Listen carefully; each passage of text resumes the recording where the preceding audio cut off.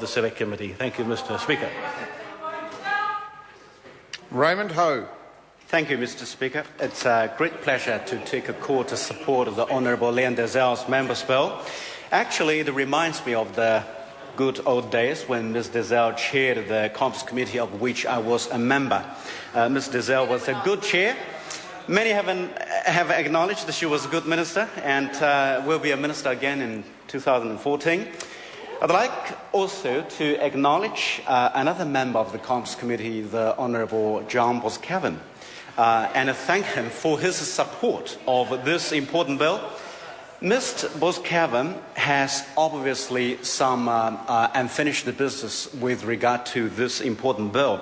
In his speech to the ING NZ Frozen Funds Group in Napier in March 2010, he said he would be working hard to convince his other 4 ACT colleagues to also support this bill to its first reading. I'm not quite sure what's on the mind of the current ACT member, the Honourable John Banks, nor am I sure whether Ms. Boscawen's position has any influence on the current ACT party. I'd like also to thank the ING NZ Frozen Funds Group. Back to the days of the Comms Committee of the 49th Parliament, the interest of members in this particular issue was heightened with every new issue of their newsletter. Although the settlement they received from ING was far short of their expectations, like Mr. Boscawen said, the settlement may never have happened had it not been for their dedicated commitment to the task. And in Mr. Boscawen's words, the military-style nationwide organisation with more than a dozen branches throughout New Zealand. Much has been reported in the media of individuals facing financial ruin as a result of an investment decision in those finance companies.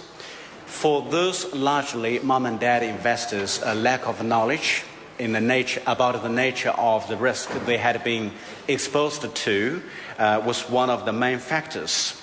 From the perspective of the finance companies, I agree that in some instances, the losses incurred have resulted from a dramatic change in the world markets and also a fall in property values that honest directors could not reasonably foresee.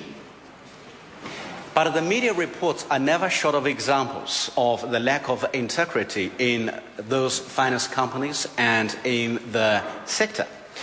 Mismanagement, inadequate disclosure, hidden and excessive commissions for financial advisors, and in some cases blatant fraud, etc., were all contributing factors. On the other hand, Mr. Speaker, inadequate regulation and the failure to enforce that regulation has also been a vital contributing factor.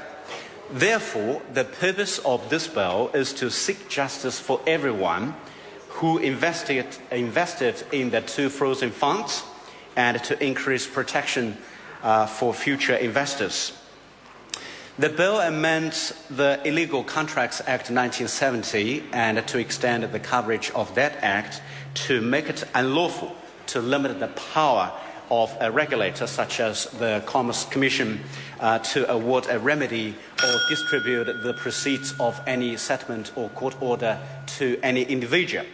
The issue arose from the ING NZ settlement where investors with money caught in those funds but were forced to sign away their rights from gaining any benefit from someone else taking action against ING, including the regulator. I have no problem with the company making a settlement conditional on not proceeding with a civil course of action, but this case was being investigated by the Commerce Commission at the time, and the Commerce Commission was included in the release. Allowing such a provision to stand would effectively prevent the Commerce Commission from fulfilling its role of upholding rules are designed to protect investors.